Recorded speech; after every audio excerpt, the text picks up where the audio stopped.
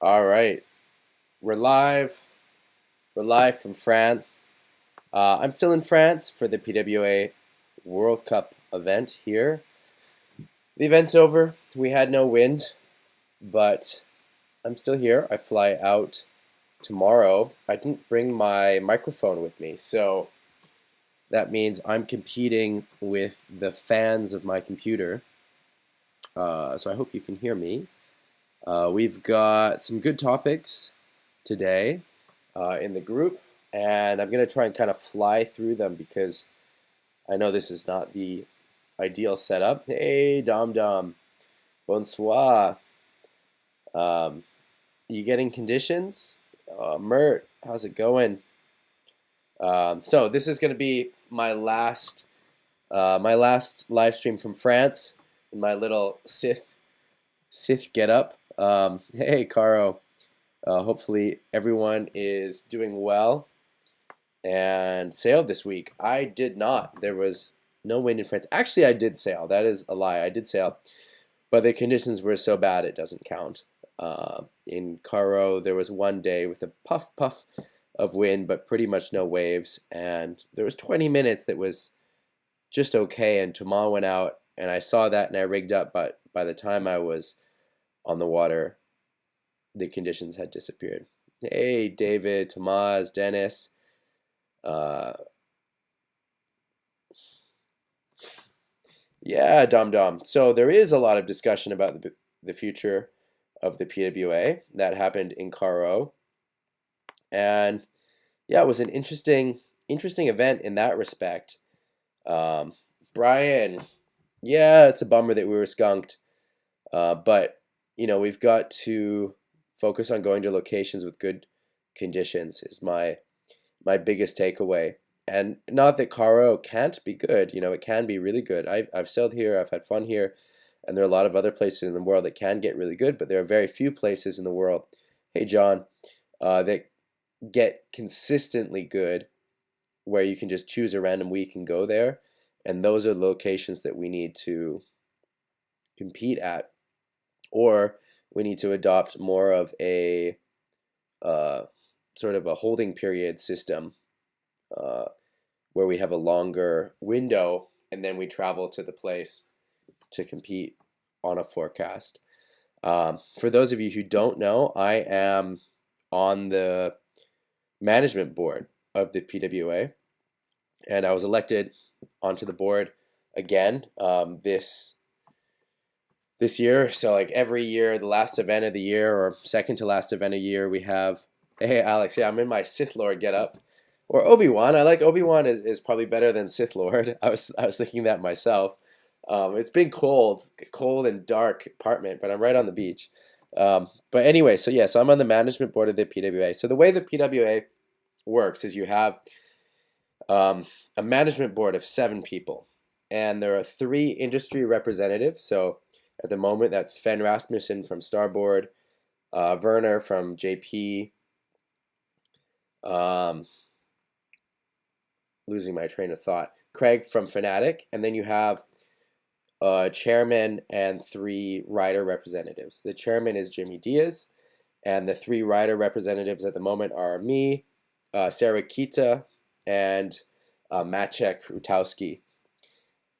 And yeah, so then the idea is that we're kind of deciding decisions of the direction of the tour, which actually doesn't mean that we have that much control because we're working a lot with organizers, because each event has its own organizer. The PWA isn't normally organizing events, and yeah, but there's a lot of talk about the direction of the PWA, especially this week, and a lot of people are motivated and ready to sort of get involved and put some energy into helping breathe some new life, new fire into the organization, which is hopefully good for all the riders and all of the windsurfing public that likes to watch pro windsurfing.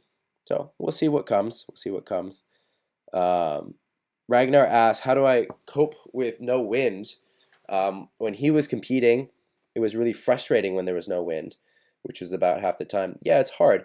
I find these weeks, they feel a bit wasted Hey Max, Bjorn, Mario, they feel a bit wasted because you can't really do much else. Have to get ready, you have to have all your gear, and mentally you have to be kind of ready to compete and paying attention to the forecast. And so it's not like you can just have a normal week working or doing something else. So it is kind of weird doing competitions and there's no wind. Um, Carl, um, cool. I hope you did get some decent waves. Sounds fun. Um, Sounds fun. All right. That all sounds good. If you have any more questions, anyone about the PWA, I'm happy to answer them about how it's organized, who's making decisions, how it works. I was someone who was very vocally critical of the PWA at certain times, and that was pretty easy to do coming from Maui and looking at this primarily European tour. And so I decided at some point to stop complaining. I think it was in maybe 2014 or 15, and stand for election to be involved in the management, and I've been doing it since then. And windsurfing is an amazing sport, but the tour is somewhat underfunded. Yeah, so Caro, the wave tour looks like Cabo Verde, Tenerife, and Zilt at the moment. Those look like the three events that will happen in 2022, with the possibility of others. Maybe Pozo will come online, maybe Maui will come online. But at the moment, those are the three events that look the most positive. All right, so we got a question from Jorg. You guys can keep throwing me questions in the chat. I'm going to scroll through the group and just answer the questions as they pop up. So Jorg asks about these little scratches on his mask that come from the boom clip. And this is totally superficial. It's fine. The number one thing with mask hair is you don't want to throw your mask around.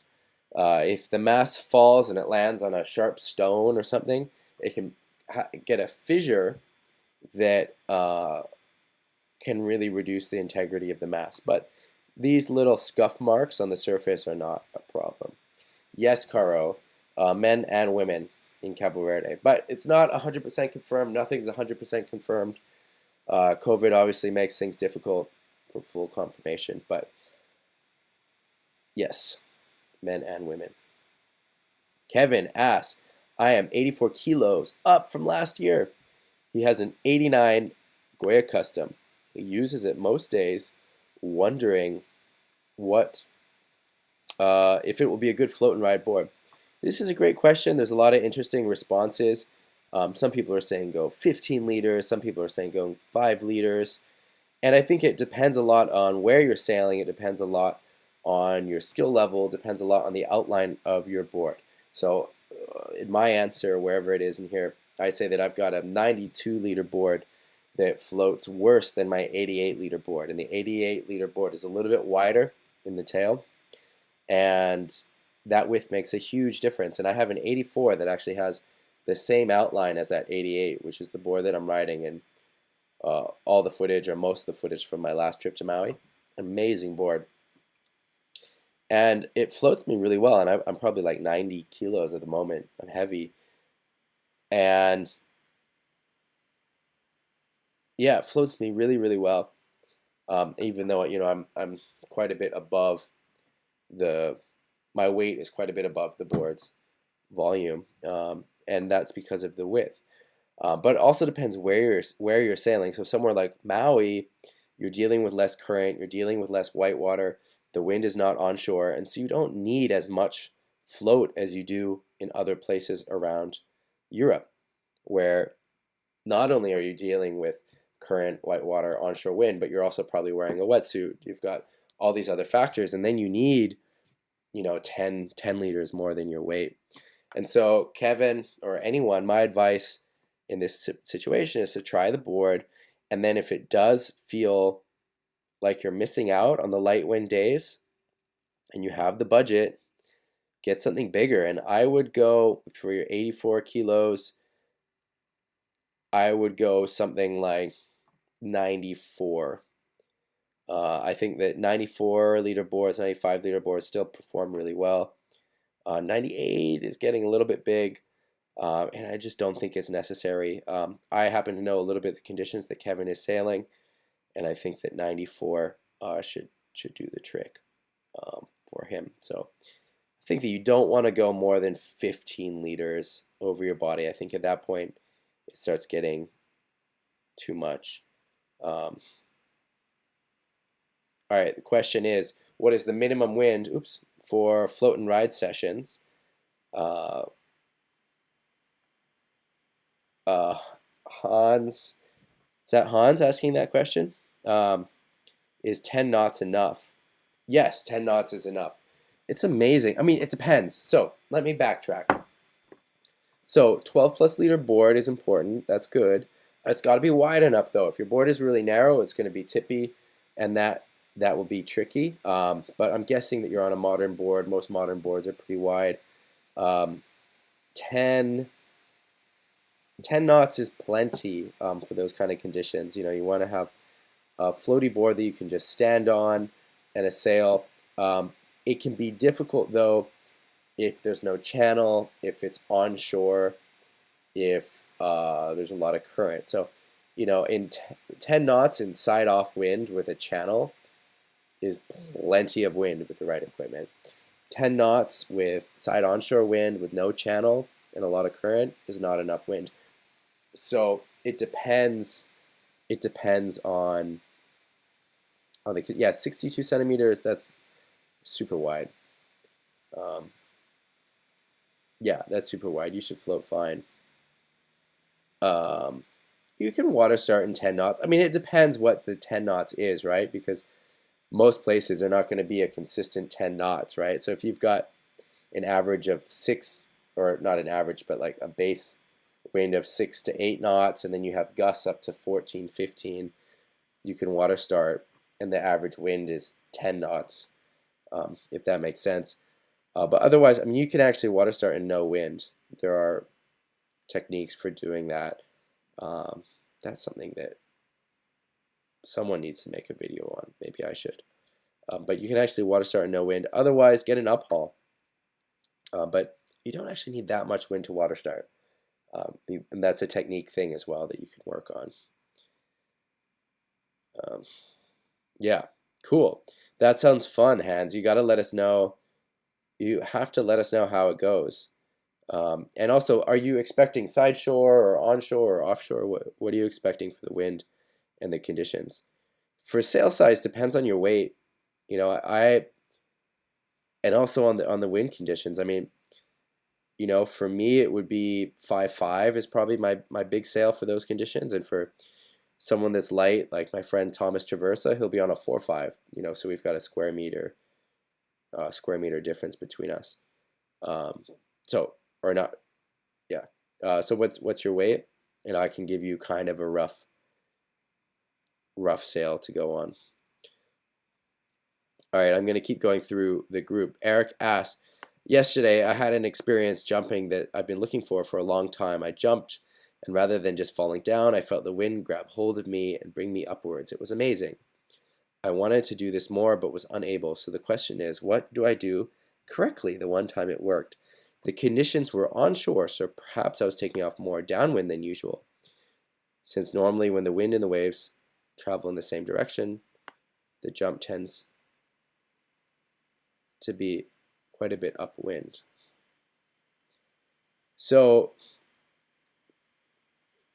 Eric, I'm a little bit confused by this last paragraph because normally you'd be jumping more upwind if the conditions are more onshore than normal, because then the wind and the waves are coming in the same direction.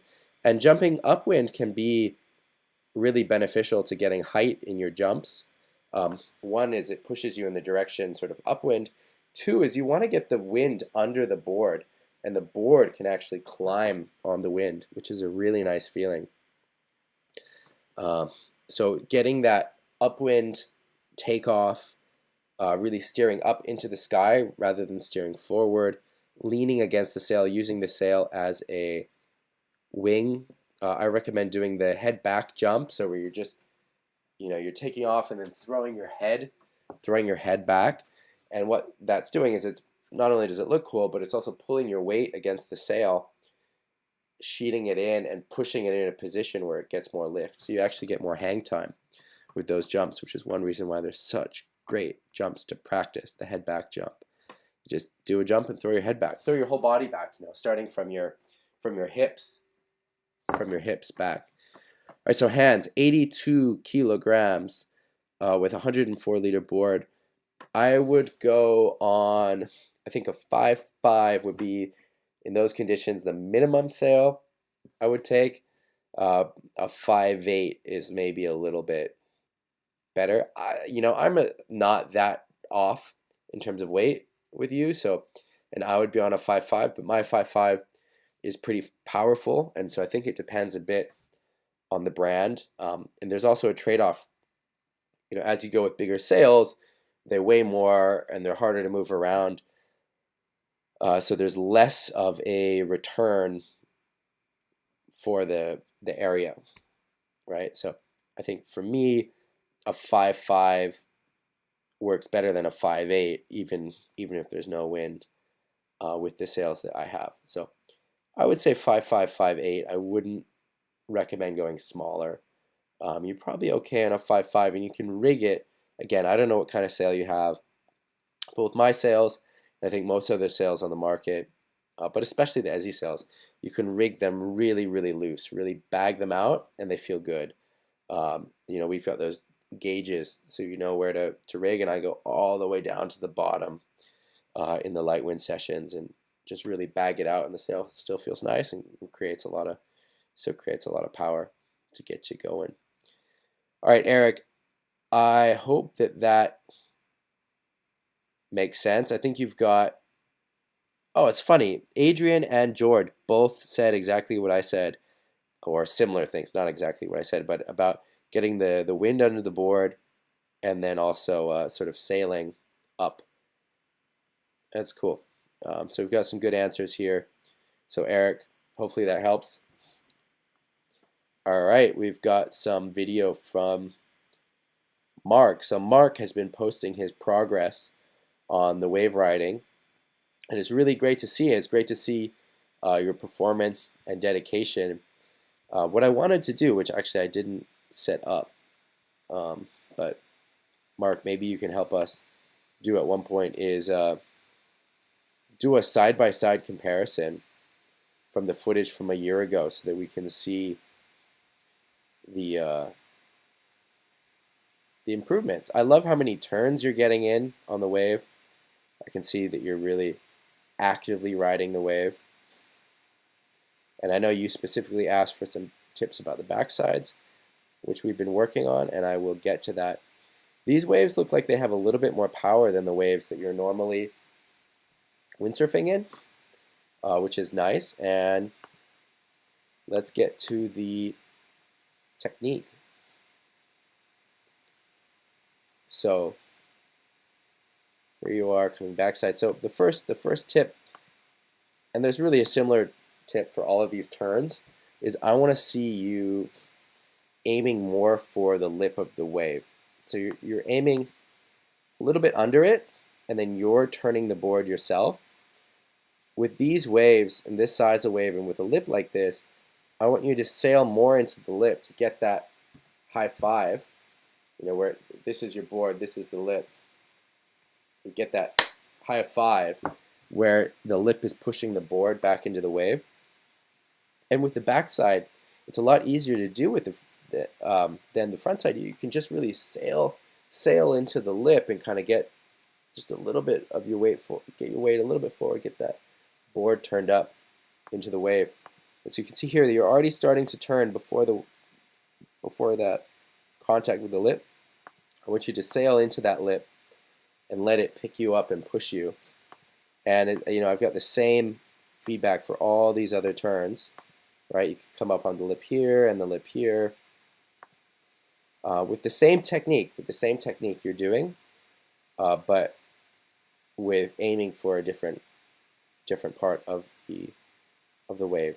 we're very close to where you are. You know, it's not a huge difference. It's just sailing into that breaking part of the wave rather than turning right in front of it. So again, right here, I want you to come higher up on the wave, come up to the top of the wave here, and hit that section. And so you want to be in this kind of condition, letting the wave turn you rather than you turning you, if that makes sense. But it looks, I think there's a lot here that looks good. Once we get the timing right, then there are other things that we might want to focus on. But at the moment, the timing is a huge one. And you'll notice a big improvement. I like this carve. You can see this carve on the bottom turn here. You kind of accelerate up the face of the wave. You can just continue that. Come up here to the top of the wave, and your timing would have been absolutely perfect. Absolutely perfect. You just need to come a little bit higher on the wave, and then just let that push you and carry you back down. And it's even easier than what you're doing now, because at the moment you're having to muscle it a lot. And if you're using the power of the wave, you don't have to. So this is, I think, a really nice example of this last one, because you have a really good backside bottom turn. You just want to carry that just a little bit longer, higher on the wave, and let the wave turn you. So Mark, I hope that makes sense. I'll write that in there if I remember. All right, Bjorn's in the chat with some aerials. This is cool footage. Let's enlarge this. All right, so try and piece this together. Coming up to the lip.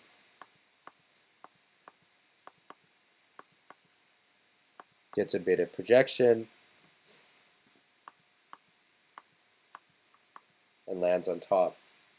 And we have this same view from the beach from very far away. So it's a bit hard to see. Let's go back to that though. I don't know if you guys can see this. So, oops. Bjorn, are you still in the chat? I've got a question about this wave, because from the video from the beach, it looks like you could have hit it back here instead of down here where you end up hitting it.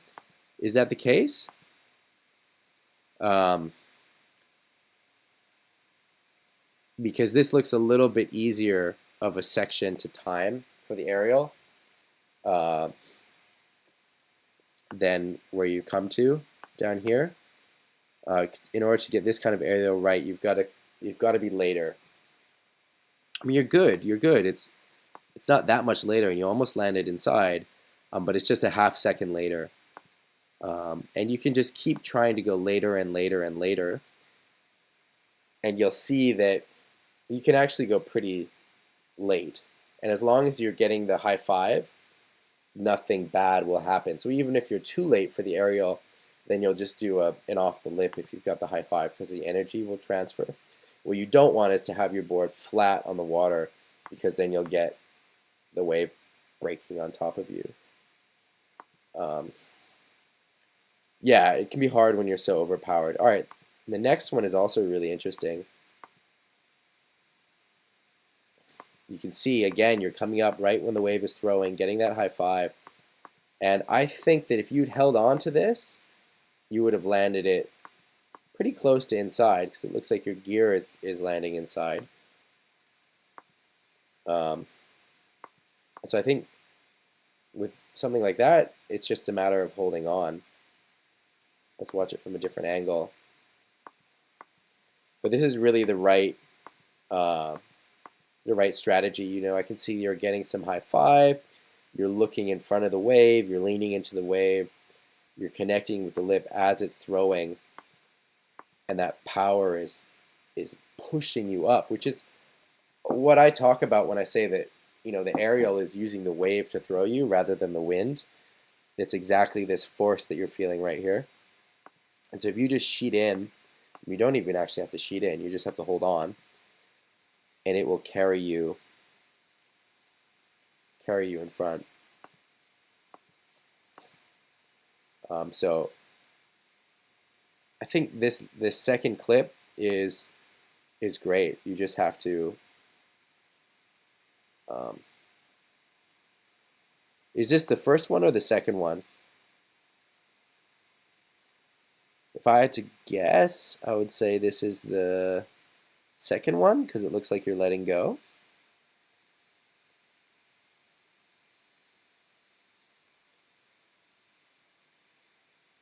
But yeah, it looks good. I mean, I think you really just have to hold on.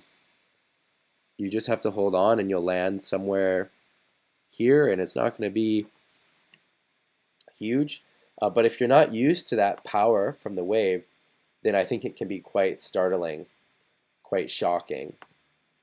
Let me see. I didn't prepare with anything. Let's see. Because I have a few POV aerial. So I don't know if this is helpful. Again, different kind of section. Can you see this? Or do I need to make it smaller?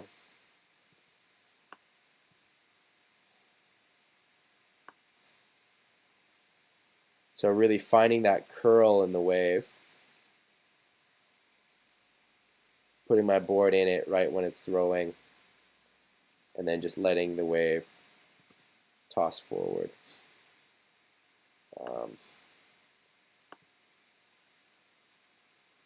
But you're really there. It's not a huge change. You know, that second one, it's just a matter of holding on more than anything else.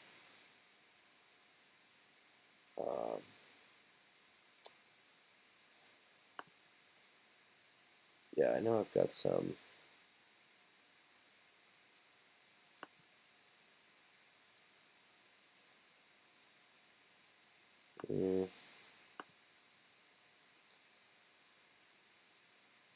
Anyway, I'm not going to hunt for footage right now. The search function on my computer is not really working great. But let's see if any of these are. Yeah, here. Oops. So again, I mean, you can see that the wave is already throwing really far forward by the time my board makes contact with the lip. Right, you can see that it's standing up here, and I'm hitting it not even when it's standing up, but when it's already out like this. So I'm not hitting it like this, I'm hitting it already like this, and that energy is throwing me forward.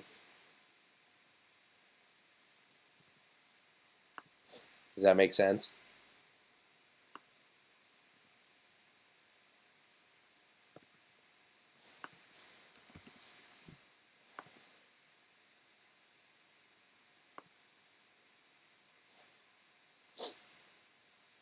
Here's one in. This is in onshore conditions, but I'd have to download it.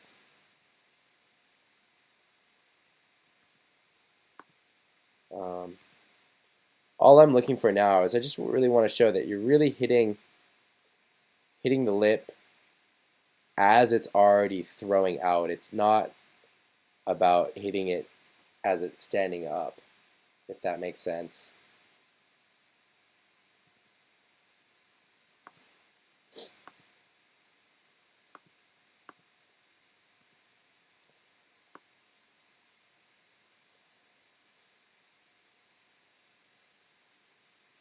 See, the lip is already throwing over.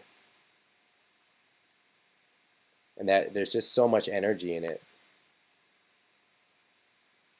that it can just throw you to safety.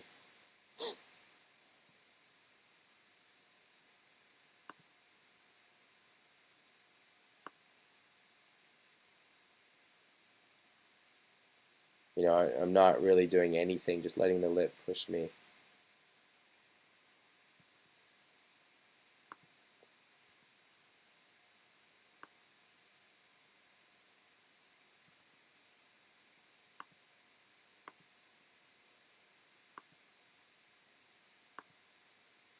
Here's one from Federico. I don't know why I have this on my computer. Again, same thing. Same general concept. Different kind of air though. All right. Let's move on. This sounds good, Bjorn. You got your homework. All right, John. Stoked to hear you had this good session where you're pushing yourself. I'd love to hear it. Love to see it. I know there are no photos, but I would love to see it. Love the stoke. Anya asked about Cape Town. Yes, I'm planning to go to Cape Town. No, it's not 100% confirmed. I'm sorry, I've been so busy with this event. I've got to get back to Hamburg and make the final plans with my wife. Looking at doing a clinic January 1st to 7th. Anya asked about conditions. It can be a bit of everything. It can be light, it can be float and ride, it can be howling windy. So I think taking 3-5-4-2-4-7 I think sounds good, Anya. I think that sounds like a good plan. There can be some 3-2 days for sure for you, but I think you definitely want to have the 4-7 because there will also be 4-7 days, and that will get you on the water more. The thing with Cape Town that's really important is to know where to go because it's a different location depending on the wind direction. So it's good to get yourself tied in with someone who knows where to go based on the forecast. It can be a lot of fun. I hope I'll see you there. All right, question from Alex. The toe-in for the Taboo de Curve. I use 2-degree fins, but you should really measure the boxes just to make sure the 2 degrees is right for you, but I would go with a 2-degree K4 fin. That's what I use on all my Taboo production boards, and I have quite a few. This is old, great forward loop practice from Caro. Thank you for posting this and showing this technique. This is my version of that same technique. It's a little bit different, but the same concept. I posted that. We already talked about it. Talked about this last week. Yeah, I think that's it. Someone asked about whether there are changes. Oh, it's here. This is from last week. All the decurve models are the same for 2022 as 2021. Boom.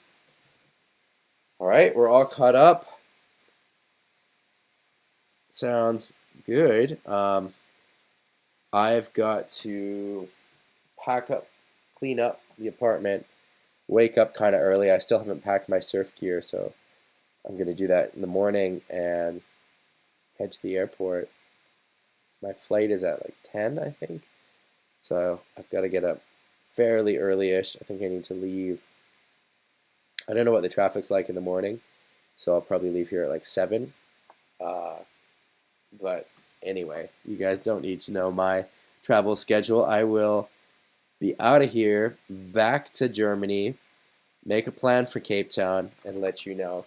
So the next live stream, next Sunday, same time, I will be back in Hamburg with my normal setup, with lights and mics, and I'll let you know what's up. And I hope to see footage wherever you are in the world. If for some reason you don't know about the Facebook group, this is the Facebook group, and we have a lot of discussion there during the week.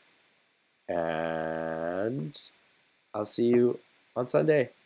Take care, have a great week, and I'm looking forward to seeing you soon. All right, I'm going to sign off. Ciao.